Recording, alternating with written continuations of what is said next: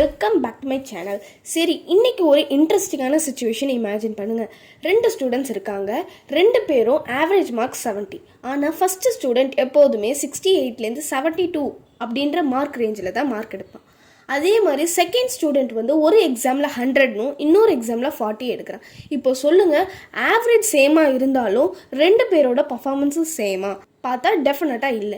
Average 2 பேருக்கும் சேமாக இருந்தாலும் மார்க்கோட கன்சிஸ்டன்சி ரொம்ப டிஃப்ரெண்ட் ஆகுது. இப்போது ஆவரேஜ் மட்டும் பார்த்து ஒரு ஸ்டூடெண்ட்ஸோட பர்ஃபார்மன்ஸை ஜட்ஜ் பண்ண முடியாது. அதை புரிஞ்சுக்கத்தான் ஸ்டாட்டிஸ்டிக்ஸில் 2 இம்பார்ட்டன்ட் கான்செப்ட்ஸ் இருக்குது, measures of tendency and measures of variability. இப்போது இந்த வீடியோ முடியறதுக்குள்ளே மெஷர்ஸ் ஆஃப் டெண்டன்சிக்குள்ளே இருக்கிற மீன், மீடியன், மோட் எல்லாத்தையும் டெஃபினிஷனோட சிம்பிளாக ஈஸியாக எக்ஸாம்பிள்ஸோட நீங்கள் என்னோட ஸ்டாட்டிஸ்டிக்ஸோட ஃபர்ஸ்ட் எபிசோட் பார்க்கல அப்படின்னா அதோட லிங்க் டிஸ்கிரிப்ஷன்லேயும் ஃபர்ஸ்ட் கமெண்ட்டில் பின் பண்ணியிருப்பேன். அதை பார்த்துட்டு செகண்ட் வீடியோ கண்டினியூவாக பாருங்கள். வீடியோவை ஸ்கிப் பண்ணாமல் ஃபுல்லாக பாருங்கள். Let's get started. இப்போ மெஷர்ஸ் ஆஃப் டெண்டன்சி.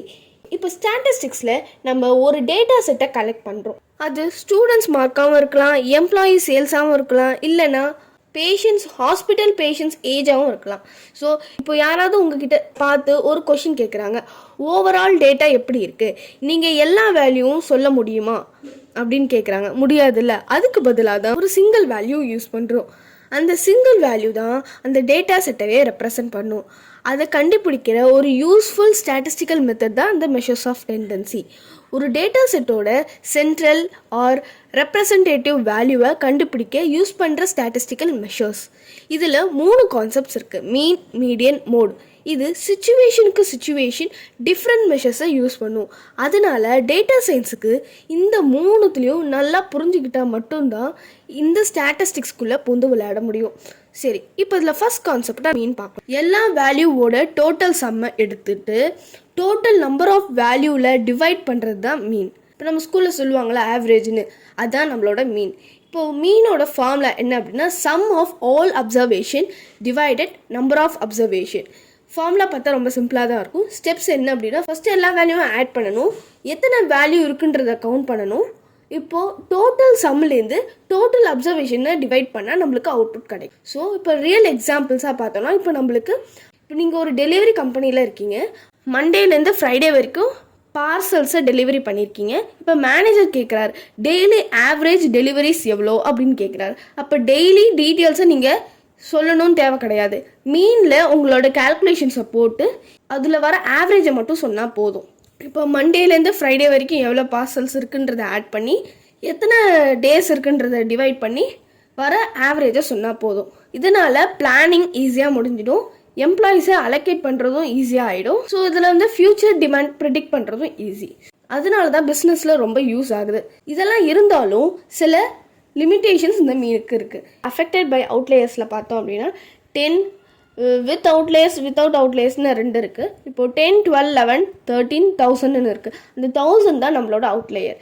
இப்போ அந்த அவுட்லேயர் இருக்கனால நம்ம ஆவரேஜ் கண்டுபிடிக்கிறதுல டிஃபிகல்ட் ஆகும். ஸோ இப்போ அதோட மீன் வேல்யூ பார்த்தீங்கன்னா 209.2ன்னு வருது.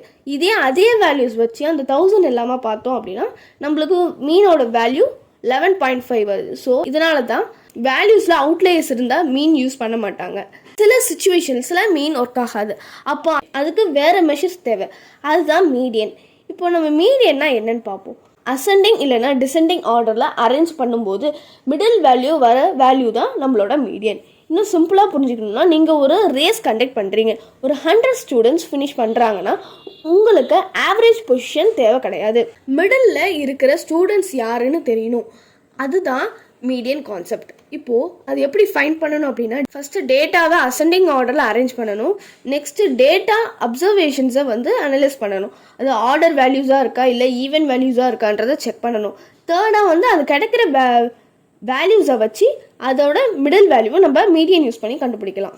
ஸோ இப்போ எக்ஸாம்பிளுக்கு கேஸ் 1ல் பார்த்தீங்கன்னா இதே வந்து ஆட் நம்பர்ஸாக இருந்துச்சுன்னா அதில் நம்மளோட மிடில் வேல்யூ 9ன்றது நம்மளுக்கே தெரியும். எப்படின்னா இப்போ நீங்கள் ஈஸியாக சொல்லணும்னா 5, 7, 12, 8 இருக்குன்னா மிடில் வேல்யூ 9. ஸோ அப்படியே எடுத்துக்கலாம். அதுதான் மீடியன். அதுக்கு பதிலாக இப்போ இதே வந்து ஈவன் நம்பர்ஸ் இருந்துச்சுன்னா இப்போ இதில் வந்து மிடில் வேல்யூ ஃபைண்ட் பண்ணுறது கொஞ்சம் கஷ்டம். 5, 7, 9, 12, 18, 20 இருக்குது. இப்படி இருக்கும்போது மிடில் வேல்யூ பார்த்தோம் அப்படின்னா 9 and 12ன்னு வரும். ஸோ இந்த ரெண்டுத்தையும் ஆட் பண்ணி டூவால் டிவைட் பண்ணுற வேல்யூ தான் நம்மளோட மீடியன். இப்போ இதோட ரியல் எக்ஸாம்பிளாக பார்த்தோன்னா 25,000 27,000 இவ்வளோ இருக்குது. இப்போ இதில் மீன் கால்குலேட் பண்ணால் சேலரி ரொம்ப அதிகமாக வரும். அதனால மெஜாரிட்டி எம்ப்ளாயிஸ் வந்து 25,000 30,000 ரேஞ்சுக்குள்ளே தான் இருக்காங்க. இந்த சுச்சுவேஷனில் மீன் ஆக்சுவலாக ஒர்க் ஆகாது. அதனால மீடியன் யூஸ் பண்ணாத ஒர்க் அவுட் ஆகும். இப்போது இது வந்து இந்த 8 lakhsன்றது வந்து நம்மளோட அவுட்லேயர். ஓகே, இப்போ இந்த அவுட்லேயர் இருக்கிறதுனால மீன் யூஸ் பண்ணோன்னா நம்மளுக்கு வேல்யூ வந்து ஆவரேஜ் வேல்யூ அதிகமாக வரும். இதே நம்ம மீடியன் யூஸ் பண்ணோம் அப்படின்னா நம்மளுக்கு ஆவரேஜ் என்ன அவுட்புட் வரணுமோ அது கரெக்டாக வந்துடும். சரியா, இதெல்லாம் தான் நம்மளோட salary report, house price prediction, property analysis இந்த மாதிரி இடத்துலலாம் யூஸ் பண்ணுவாங்க. இது டேட்டா சயின்ஸில் அவுட்லேயர்ஸாக அதிகமாக இருந்துச்சு அப்படின்னா மீனுக்கு பதிலாக இந்த மீடியன் யூஸ் பண்ணுவாங்க. மீன் யூஸ் பண்ண மாட்டாங்கன்னு ஆல்ரெடி சொன்னேன். அதுக்கு பதிலாக இந்த மீடியன் யூஸ் பண்ணுவாங்க.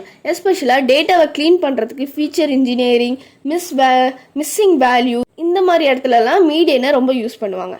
ஸோ நெக்ஸ்ட் கான்செப்டாக நம்ம வந்து மோட்னா என்னன்னு பார்க்கலாம். ஸோ மீன்னா வந்து ஆவரேஜ் வந்து கால்குலேட் பண்ணுன்னு சொல்லிட்டோம். மீடியன் வந்து மிடில் வேல்யூ கால்குலேட் பண்ணோம். அப்போ மோட் என்ன பண்ணும்? ஒரு டேட்டா செட்டில் அதிகமான ரிப்பீட்டட் ஆகிற வேல்யூஸ் இருந்தால் அதுதான் நம்மளோட மோட்.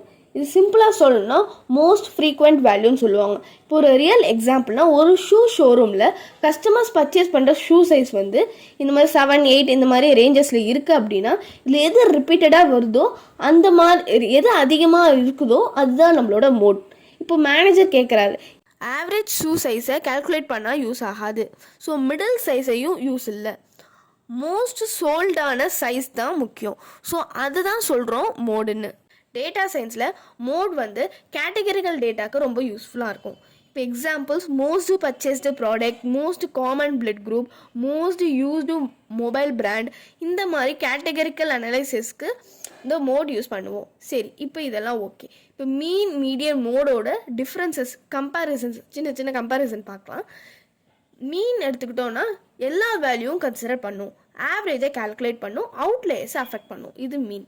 இதே மீடியன்னா மிடில் வேல்யூ எடுக்கும், அவுட்லேயர்ஸை அஃபெக்ட் பண்ணாது, சேலரி, ஹவுஸ் ப்ரைஸ் ப்ரெடிக்ஷன் இந்த மாதிரி டேட்டா செட்டுக்கு பெஸ்ட்டாக இருக்கும். இதே மோட் பார்த்தோம் அப்படின்னா மோட் வந்து ரிப்பீட்டட் வேல்யூஸ் இருக்கும், கேட்டகரிக்கல் டேட்டாக்கு பெஸ்ட்டாக இருக்கும், மார்க்கெட்டிங் பிஸ்னஸ்லாம் அதிகமாக யூஸ் பண்ணுவாங்க. ஸோ சிச்சுவேஷன் மெஷர்ஸ் மாறும். ஒரு டேட்டா சயின்டிஸ்ட் எப்போவுமே இந்த மெஷர்ஸை யூஸ் பண்ணி தான் டிசைட் பண்ணணும். ஸோ இதுதான் ஆக்சுவல் ஸ்கில். நெக்ஸ்ட் எபிசோடில் மெஷர்ஸ் ஆஃப் வேரியபிலிட்டியில் range, IQR, variance and standard டீவியேஷனை டீட்டெயிலாக பார்ப்போம். இந்த வீடியோ பிடிச்சிருந்தா லைக், ஷேர் பண்ணுங்கள். டேட்டா சயின்ஸ் உதயத்தை சப்ஸ்கிரைப் பண்ணுங்கள். நெக்ஸ்ட் வீடியோவில் மீட் பண்ணலாம்.